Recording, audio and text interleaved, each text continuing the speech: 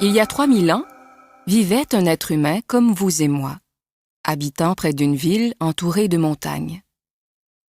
Cet humain étudiait pour devenir homme-médecine et apprendre la connaissance de ses ancêtres, mais il n'était pas entièrement d'accord avec tout ce qu'il apprenait. Dans son cœur, il sentait qu'il devait exister quelque chose d'autre. Un jour, alors qu'il dormait dans une grotte, il rêva qu'il voyait son propre corps endormi. Il sortit de la grotte par une nuit de nouvelle lune. Le ciel était clair et il pouvait voir des millions d'étoiles. Puis quelque chose se produisit en lui qui transforma sa vie à jamais. Il regarda ses mains, sentit son corps et entendit sa propre voix dire « Je suis fait de lumière, je suis constitué d'étoiles. » Il regarda à nouveau les étoiles et comprit que ce ne sont pas les étoiles qui créent la lumière, mais plutôt la lumière qui crée les étoiles. Tout est fait de lumière, se dit-il, et l'espace entre toutes choses n'est pas vide.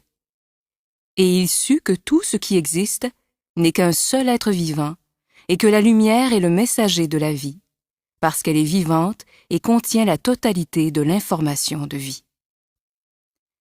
Puis, il réalisa que bien qu'étant constitué d'étoiles, il n'était pas ces étoiles. « Je suis entre les étoiles », se dit-il.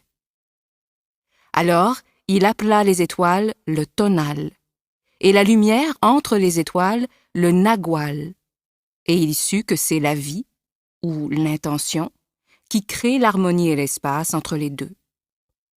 Sans la vie, le tonal et le nagual ne pourraient exister. La vie est la force de l'absolu, du suprême, du Créateur qui crée toute chose.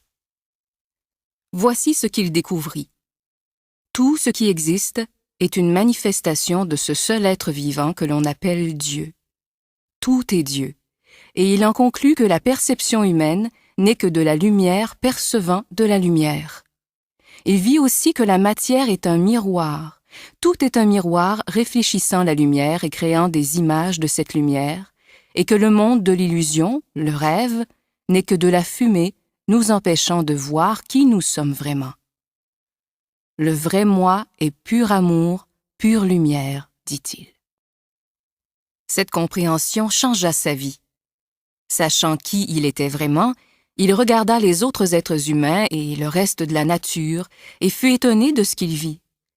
Il se voyait lui-même en toutes choses, dans chaque être humain, chaque animal, chaque arbre, dans l'eau, dans la pluie, les nuages et la terre. Et il voyait que la vie unit le tonal et le nagual de différentes manières pour créer les milliards de manifestations de la vie. Durant ces quelques instants, il comprit tout.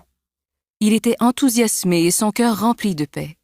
Il était impatient de partager avec les siens ce qu'il avait découvert, mais aucun mot ne parvenait à l'expliquer. Il essaya d'en parler aux autres, mais ceux-ci ne comprenaient pas. Ils voyaient bien qu'il avait changé, que quelque chose de magnifique irradiait de ses yeux et de sa voix. Ils avaient aussi remarqué qu'il ne portait plus de jugement sur rien ni personne. Il n'était plus comme les autres. Il comprenait très bien chacun, mais personne ne pouvait le comprendre lui. Les gens croyaient qu'il était une incarnation de Dieu. Il souriait lorsqu'il entendait cela.